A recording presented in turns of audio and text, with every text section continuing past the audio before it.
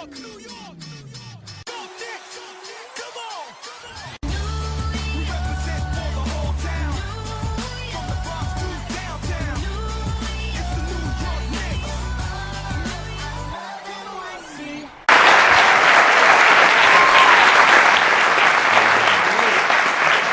you. Well, I guess the first thing I have to ask you is how you're feeling, because it seems to be huge public, international news to make sure that you're okay. Yeah, I'm just making sure that I'm 100% pain-free before I come back. So just being cautious, making sure I don't have to deal with this again somewhere down the road. Well, the season's been tough. It's been physically probably, we'll get to that in a minute, but let's kind of roll back. First, I just have to ask you, what's important to you these days? What's been important to you, not non-basketball, something that's important to you, non-basketball related? I would say my faith with my relationship with God is very important, and my relationship with my family and close friends, and that's something that I like to do a lot, invest in and spend time with those people when I get some free time. So that's something I love doing. And in terms of hobbies, I like playing video games, play a lot of video games, and I like, when it's appropriate, eating a lot of candy. So I'm a kid in that area, but I can't eat too much during the season. Well, we've got a candy store for you, no problem, up in Westchester. It will fulfill all your candy needs. All right. But are you a mom's guy? Are you a mom's kid or a dad's kid? You're a little more after your mom, a little more after your dad? I can be a mama's boy in some sense, but sometimes she'll disagree with that statement. Kind of depends on how I'm feeling on the day. But obviously my parents are extremely close to me and I love them to death. So I always want to make sure they're happy and they're okay with everything that I'm doing. An important lesson. Give me, obviously when I see something, I think we're all a little amazed. Honestly, not a lot of times does, a kid go to an Ivy League school, almost look like he's getting cut, he's running, and all of a sudden, now, it's almost like you've transformed into a Superman figure to some degree. But usually, a lot of that comes from the parenting. I've been a parent myself. Is there a couple life lessons? What are a couple life lessons, that when you think about your parents, they've had that kind of impact? The first thing they've always taught me is really to make sure that my relationship with God is on point, and that's the first and central thing. And after that, they always emphasized academics, taking care of my academics before athletics, before friends, before hobbies. And so because in this day and age you get hurt or something, and it may change my career forever, who knows, anybody's career, and but if you have academics, that'll always be there. You can always get a job with the degree, and you can make sure take care of yourself that way. And so their rule for me was I need to make sure I do all my homework and prepare for my test, and after that I can play as much basketball as I want. And so that's what I focused on, try to get ahead, do my work, and then play the rest of the day. And the other thing that they taught me that's always stuck out is to really give your best effort, and then to be okay with the results, to trust God with the results. And that's something that for me I've learned is taking a lot of pressure off of me, just to know that I can live with the results as long as I know that my effort is there. And so that's something that's always been very important. Faith, divine intervention. Do you believe that maybe there's a plan? Is there a plan here? Maybe? Absolutely. I think for me, being in my own story, I realized there's so many things that I couldn't control that really had to have happened. And you can start all the way from when I was born. Both my parents are 5'6", 110 pounds. I'm 6'4", 200. I'm 70 pounds heavier than both my brothers. And that's not, I eat a lot of candy, but I don't eat that much candy. Or we all want to know what type of candy. Yeah, right. And we can go down the line. So many different things in my story. my brother saving my life. I was drowning at the age of 5. If that never happened, if he was never there, I obviously wouldn't be here today. You can go down the road, high school, running into my high school coach, getting hurt, coming back just in time to be able to play in this tournament that allowed me to get recruited by Harvard. Ended up going to Harvard. You know, I got Coach Amaker came in my sophomore year, changed my career around. You know, went through the draft process. I didn't get drafted, but you know, one team, Dallas Mavericks, gave me a summer league spot. And you know, you play 5 games in summer league. One of them happened to be against Washington Wizards, who happened to have the number 1 pick, who chose John Wall. Played in that summer league. Happened to have my best quarter of basketball in the 4th quarter of that game against John Wall when Roddy Boubois got hurt. So you know, you can go down the road and the same thing, getting cut. Iman getting hurt that morning, so I got picked up by the Knicks. So I ended up with the Knicks. If I didn't do that, I would still be with another team. And so you believe in divine intervention? Absolutely, I can keep going. It is just a lot of things that happen, really, that are just, you know, I wish I could sit here and say I controlled everything and did everything right, and that's why this has happened, but I really can't, and I'll be the first to admit that. So maybe this was a gift. Maybe this was a blessing, the whole process, and a message sent to many people that, you know, it's about being ready and about working hard.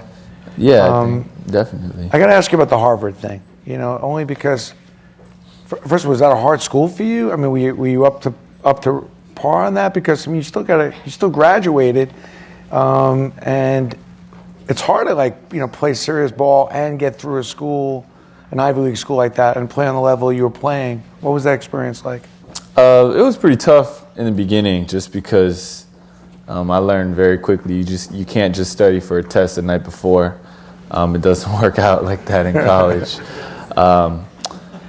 So you know, I struggled my first year, and after that, I kind of learned to balance my time, and I learned to schedule. Ivy League, you play Friday, Saturday, and so you really can't expect to get any homework done on Friday or Saturday, and Thursday if you're traveling. And so I started to get used to that, and tried to make adjustments. And then by the end, I was doing better in school and learning to manage my time. So you made it work? Yeah, I think so. I graduated, so. And it's something you should be proud of. I mean, it's an amazing feat in itself, really, when you think about it. What's going on in your head now, just as an overall, that's different than what was going on in your head 6 months ago and possibly even a year? What's the difference going on in your mind? Everything. I think everything I think about now is just different, because the situation is different, and now, you know, I can, you know, 6 months ago, 2 months ago, all I wanted was to be on the team for the rest of the season, and that's all I could think about every day was, you know, hoping I didn't get cut. And now it's just, you know, it's different, and I'm happy to be here, to be in New York, to be able to say I'm a New York Knick, and to be able to, you know, focus on the team, the season, who we're playing against, where we want to go, a playoff push, and so, you know, being able to think about those things. But like your mindset, I mean, and maybe it's an obvious answer, but it just seems like your mind, even in the game, is different than your mind 8 games ago. You know, the turnovers, just the maturity, your shot selection. Is somebody in your mind? Is somebody helping you? Definitely the coaches. Coaches are always talking to me, and it's an adjustment process. And I think, you know, for me, I had a great 2 weeks, and then I struggled, and I had to learn to make adjustments, and then the defense makes adjustments, then I have to make some more adjustments, and so it's a constant chess match. And I'm really just learning a lot and trying to take everything in, and having guys like Barron and Bibby and Mello, they're always talking to me in my ear about what I need to do to be better, and the coaching staff, and so getting a lot of advice, it helps me grow, but definitely still a long way to go. What's the best part of being you today? What's the most fun part about being Jeremy Lin? Playing basketball for a living. I love being able to go to work, and that means go to the gym. And so that's a blessing. I try to remind myself every day. Some days I get a little tired, but then I realize I'm still going to a gym, and I'm still going to play the sport that I love, that I grew up playing. And so definitely a blessing and something that I try to make sure I cherish every single day. Is there a difficult thing about being you these days? Is it something that you wish you could do without? Yeah. I wish, I love you guys, I love the fans. But there's a but. There's a but. But when I go to eat, I like being able to eat with my family. And not always with the fans. Sometimes I like eating with the fans, but not all the time. So, but no, in all seriousness, I think there's less privacy, which is tough, just because I'm a more private person and things like that. But it's definitely something I embrace, the platform, and just being here in New York. It's it's the center of everything. Everything's always bigger in New York, and so definitely something that I really appreciate. Now you realize today they did this poll. I'm sure you heard about it, about most popular players in New York. I didn't hear about it. Well, I was excited about it. I always love these polls. I'm not sure who they're polling, but in ESPN we have to believe it's creditable. And they had you as the most popular player now in New York. And what was interesting was your popularity was, you had Derek Jeter, you had Mariano, and Eli right behind you there. So you kind of ousted Derek Jeter there. Well, hey, that's more of a credit to you guys than it is to me. So you guys did the voting, so I appreciate that. But you are a little bit of a blessing, to some degree, where it's one thing when you get hot in a town like this, but you're hot in this world. Like you become kind of like a worldwide guy. Now, are you feeling that? You're feeling, the entire, I'm traveling in Europe and I'm seeing articles about you and things like that. Are you feeling that? Do you feel that pressure when you go around even traveling? There's people traveling from all over the world to come here to watch you play. I think this summer I might feel that a little more just because during the season I'm kind of in my own bubble. We go city to city. We don't really go anywhere or read too much outside of that. But one thing I can say is social media, whether it's YouTube, Facebook, Twitter, just a lot of people from a lot of different places around the world. And I'll get tweets in different languages I don't understand. And I obviously assume they're nice things. And so, I'm thankful to that. To the fans for that, because I do know a lot of people have gone out of their way to encourage me, and that means a lot to me. Are you a collector? Or are you a saver? I wasn't a huge, big time collector, but one thing I did collect was Michael Jordan basketball cards. Rookies? Fleer 1987? No, those are a little more expensive, a little out of my price range. I just kind of took what I could get. But you like Jordan. Was Jordan one of your favorite players growing up? Jordan was my favorite player growing up, for sure. So would I find a Michael Jordan something when I come visit your apartment, or? Right now? Actually, no. I assume you're off the couch, and we've already worked through that. Although, it's kind of common a young guy honestly, being on the couch. If you would come over, you would see Steiner stuff in my house. So I got 3 of them in there. I like that. But not much of a collector at all. Not really through the years, and not too much. Not too much. An idol growing up for you? Was there somebody you looked up to? Always said, "I want to be a little like." Definitely basketball-wise, I want to be like Mike. In terms of off the court, my older brother was a big inspiration. So now, I guess the question really is on your brothers is who's winning those battles? Because I think your brothers could play a little bit, and who's beating up who? You talking about in the past or now? I assume more like when you guys were kids. More when we were kids. Yeah. My older brother beat me every single time. Really? And that gave me a lot of motivation. And so it was weird. He was, we competed about everything. He was always 2 inches taller than me for 4 straight years. And so I would hang from monkey bars to try to grow. I would drink milk, take calcium pills. I tried to do everything to become taller than him. And So we were really competitive, but he was always better than me at basketball, faster, stronger. Every time we got in a fight or wrestled, he would win too. So I would just call my mom. It's funny you say that. It's very common with like an Eli and Peyton having that same kind of. Was there another sport, or was it always just all basketball? We played tennis for a while. We played soccer, and then we would play flag football and different things. We loved playing different. We went swimming, and so we did a lot of different sports growing up. But for some reason, we always just kept coming back to basketball. That was your favorite? Absolutely, yeah. A little baseball, a little football, or? Actually, not baseball. I've never played baseball. Ever? I played IM softball in college. I don't know if that counts. It's kind of close. Maybe. On the Knicks, just moving over to the Knicks for a minute. Is there a player on the team that has given you the most guidance? And if so, what's been the most inspirational or spiritual guidance you've been able to get from him?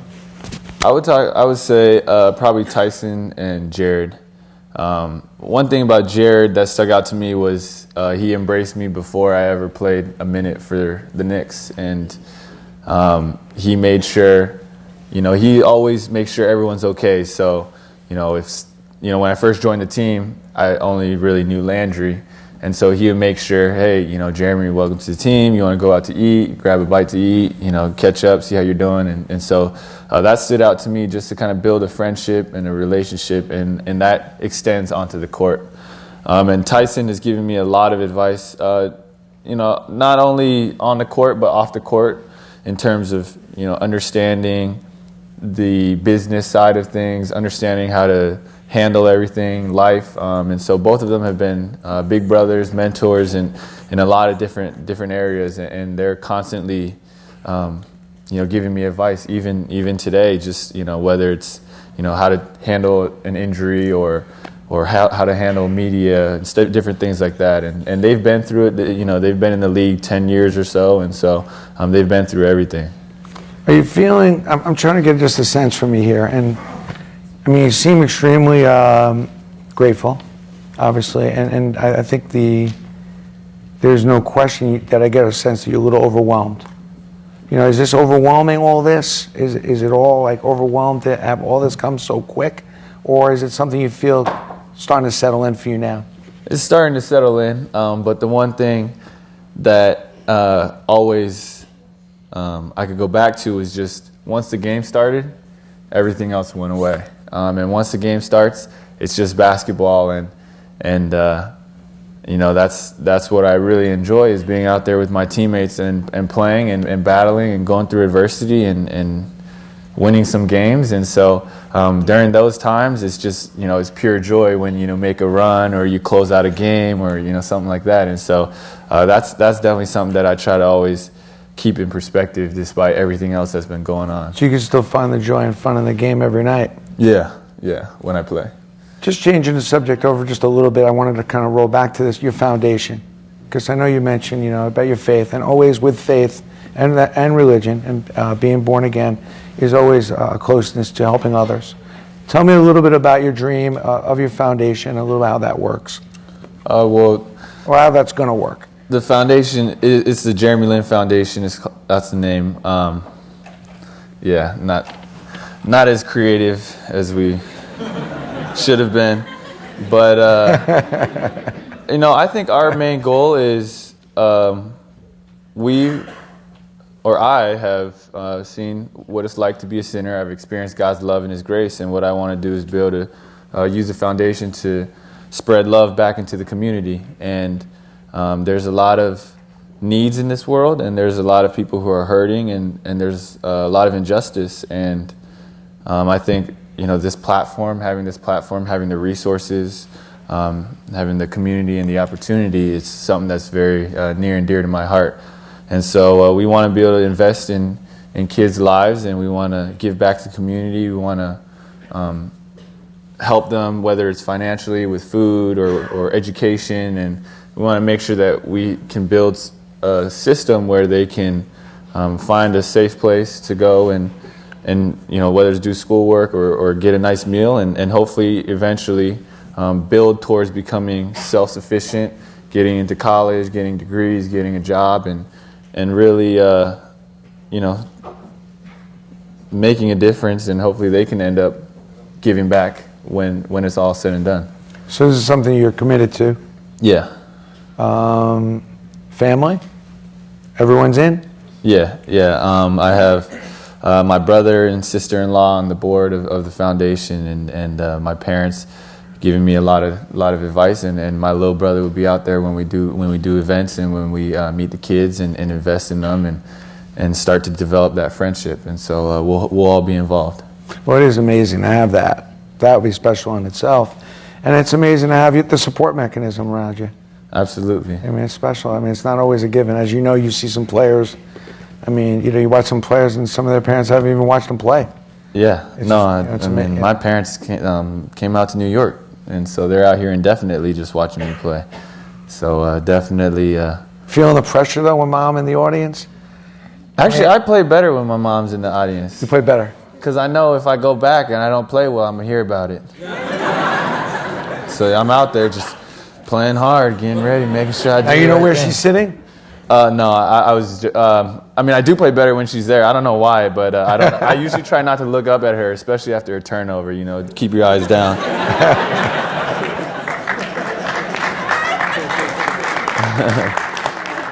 I believe that. We'll bring a couple teammates on. We have Shumpert and Mr. Novak.